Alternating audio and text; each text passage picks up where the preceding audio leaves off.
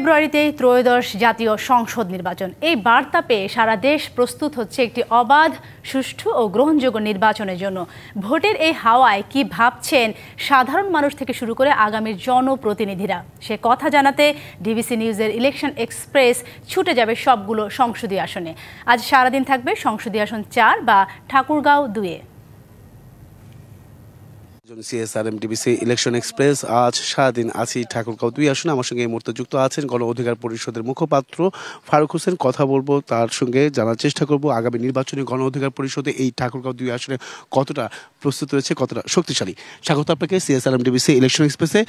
শুরুতেই জানতে চাই আপনার কাছে, যেহেতু এই ঠাকুরগাঁও 2 আসন বিএনপি বড় শক্তিশালী দল, তারপরও তারা জোটে বা শরিক দল হিসেবে জামাতকে সবসময় দিয়ে আসছে সে 93 সাল পর থেকে। তো আপনাদের মনে হয় একটা সুযোগ আছে এই আসনটিতে, আপনি কি মনে করেন? ধন্যবাদ আপনাকে। এই আসনটির নম্বর হচ্ছে 4 এবং ঠাকুরগাঁও 2। এই টোটাল 16টি ইউনিয়ন নিয়ে ঠাকুরগাঁও 2 আসন।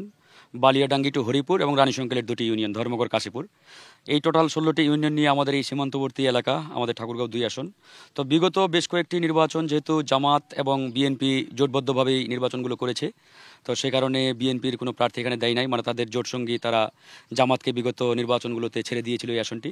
তো যাই হোক, আগামী নির্বাচন যেহেতু আসলে একটি নতুন প্রেক্ষাপট, ভিন্ন পরিস্থিতিতে হতে যাচ্ছে এবং আমরা বিশ্বাস করি আগামী নির্বাচন বাংলাদেশের ইতিহাসে সবচাইতে অবাধ, সুষ্ঠু এবং নিরপেক্ষ একটি নির্বাচন হবে, যেটি ইতিমধ্যে এই অন্তর্বর্তীকালীন সরকার ঘোষণা দিয়েছেন যে এই নির্বাচন অবাধ, সুষ্ঠু এবং ইতিহাসের সবচাইতে গুরুত্বপূর্ণ একটি নির্বাচন আমরা জনগণকে উপহার দেব। তারই ধারাবাহিকতায় আগামী নির্বাচন হয়তোবা ফেব্রুয়ারির মধ্যেই হয়ে যাওয়ার একটা সমূহ সম্ভাবনা আছে প্রধান উপদেষ্টার রোডম্যাপ অনুযায়ী। তো আমরা নির্বাচনকে সামনে রেখে সর্বাত্মক প্রস্তুতি নিচ্ছি। আমরা যেহেতু নতুন দল এবং আমাদের একটি নতুন সম্ভাবনা ইতিমধ্যে তৈরি হয়েছে, কারণ এদেশের মানুষ বিগত সময়ে আসলে প্রত্যেকটা রাজনৈতিক দলকে দেখেছে। তো সেই জায়গা থেকে মানুষ আসলে নতুনত্ব চাই। বিগত প্রত্যেকটা রাজনৈতিক দলের যারাই যখনই ক্ষমতায় আসছে, আসলে কে কতটুকু দেশ জাতি তথা জনগণের কল্যাণে কাজ করেছে এটা কিন্তু এদেশের মানুষ বারবার তারা পরীক্ষিত। আপনি বলছিলেন এবার নির্বাচনটা ভিন্ন রকম, সেক্ষেত্রে আমি বলতে পারি ঠাকুরগাঁও 2 আসনের জন্য আপনাদের অনেক চ্যালেঞ্জ হতে পারে কিনা, যেহেতু জামাত 300 আসনে এককভাবে নির্বাচনে অংশ নেবে, বিএনপিও তাই করছে। তো এখানে আবার বিএনপির একটি জানা গেছে যে মির্জা ফখরুল ইসলাম আলমগীরও এখানে নিতে পারেন, সেই সম্ভাবনাটাও দেখছেন বিএনপি নেতাকর্মীরা। সে প্রেক্ষিতে গণ অধিকার পরিষদ কতটা এগিয়ে থাকবে বলে মনে করছেন? আপনি কতটা এগিয়ে থাকবেন? আমি এখন পর্যন্ত আমার এই নির্বাচনী এলাকায় যে প্রস্তুতি এবং যে কার্যক্রম চালাচ্ছি, আলহামদুলিল্লাহ এখন পর্যন্ত ফিল্ড আমার সবচাইতে বেশি আমি মনে করি, কারণ আমি এখন পর্যন্ত অসংখ্য মসজিদ, মাদ্রাসা, মন্দির, স্কুল করেছি, অসংখ্য রাস্তা করেছি, টিউবওয়েল, অজুখানা সহ নানান উন্নয়নমূলক যে কাজ, এগুলো সরকারের বিভিন্ন আপনার এলজিডি সহ বিভিন্ন আপনার যে দপ্তর, এই দপ্তরের মাধ্যমে এই কাজগুলো করছি, বিভিন্ন এনজিওর মাধ্যমে এই কাজগুলো আমি করে যাচ্ছি।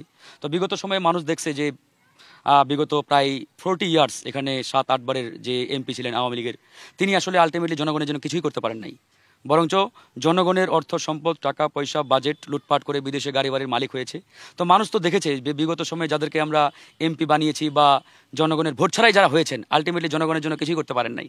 তো এবার যেহেতু তারুণ্যের প্রতীক হিসাবে আমাদের গণ অধিকার পরিষদের প্রার্থী ফারুক হাসান তিনি আসছেন, হ্যাঁ, তার মাধ্যমে এই এলাকার একটি তিনি এমপি নির্বাচিত না হয়েই যে উন্নয়নমূলক কাজে অবদান রাখছেন, তো সে যদি আগামীতে জনগণের ভোটে নির্বাচিত হতে পারেন তাহলে এই এলাকার যে একটি আমূল পরিবর্তন আসবে, এটা তো বলার আসলে। বিএনপি জামাত কি চ্যালেঞ্জ মনে হচ্ছে না? চ্যালেঞ্জ অবশ্যই থাকবে। নির্বাচন আমি মনে করি প্রত্যেকটি অবাধ সুষ্ঠু নির্বাচন চ্যালেঞ্জিং। চ্যালেঞ্জ ছাড়া আসলে কোনো নির্বাচন কখনোই হয় নাই, যেটা ফ্রি অ্যান্ড ফেয়ার ইলেকশন আমরা বলি। তো আগামীতে যে নির্বাচন হতে যাচ্ছে বা হবে, এই নির্বাচন অবশ্যই আমাদের জন্য একটা বড় ধরনের চ্যালেঞ্জ। সেই চ্যালেঞ্জের খাতায় আপনি বিএনপি বা জামাত যেটাই বলেন, আপনি যেটি বলছেন যে আসলে 300 আসনে জামাত ইসলাম ইতিমধ্যে প্রার্থী প্রাথমিক যে তালিকা সেটা ঘোষণা করেছে, বিএনপিও হয়তো প্রাথমিক তাদের প্রার্থীর অনেক জায়গায় নাম ঘোষণা করেছে। তো আসলে কি, বাংলাদেশের প্রেক্ষাপটে এখন পর্যন্ত 12টি নির্বাচন হয়েছে, কোনো দলই কিন্তু বিগত এই 12টি নির্বাচনে এককভাবে নির্বাচন করে নাই। ছোট করে উত্তর দেবেন, সময় সংক্ষিপ্ত, ছোট করে। আপনি কি করতে চান ঠাকুরগাঁও 2 আসনের জন্য? আমি ঠাকুরগাঁও 2 আসনকে নিয়ে আমার একটি বৃহৎ পরিকল্পনা রয়েছে, যেহেতু বিগত 54 বছর এই আসনটি বারবার বঞ্চিত হয়েছে এবং আমি মনে করি 300 আসনের মধ্যে সবচাইতে অবহেলিত আসন আমার এই ঠাকুরগাঁও 2। তো আগামীতে এই আসনকে নিয়ে আমার বেশ কয়েকটি প্রায়োরিটি রয়েছে। বিশেষ করে চিকিৎসা সেবায় আমরা অনেক পিছিয়ে। আমার এই এলাকার মানুষ এমনিতেই গরিব, সুতরাং এই এলাকার একটি গরিব মানুষ হঠাৎ করে কোনো অসুখ হলে সে রংপুর কিংবা দিনাজপুর মেডিকেলে গিয়ে ট্রিটমেন্ট নেওয়ার মতো তার সেই সক্ষমতা নেই। আমি চাই আমার এই রংপুর এবং দিনাজপুর মেডিকেলের ট্রিটমেন্ট আমার এই উপজেলা স্বাস্থ্য কমপ্লেক্সে নিয়ে আসতে। আমার এই এলাকা সীমান্তবর্তী হওয়ার কারণে মাদকে সয়লাভ। আমি চাই আমার এই এলাকাকে মাদক মুক্ত ঘোষণা করার জন্য। আমার এই এলাকায় শিক্ষা ব্যবস্থা অত্যন্ত নাজুক, অবহেলিত, পিছিয়ে পড়া। তো সেই জায়গা থেকে আমি চাই এই এলাকার স্কুল কলেজগুলোর শিক্ষার মান এমনভাবে আধুনিক করা যাতে এই এলাকার কৃষক, শ্রমিক, দিনমজুর মানুষের সন্তানরা ঢাকায় নয়, রংপুরে নয়, এই এলাকার স্কুল কলেজগুলোতে তারা পড়াশোনা করতে পারে।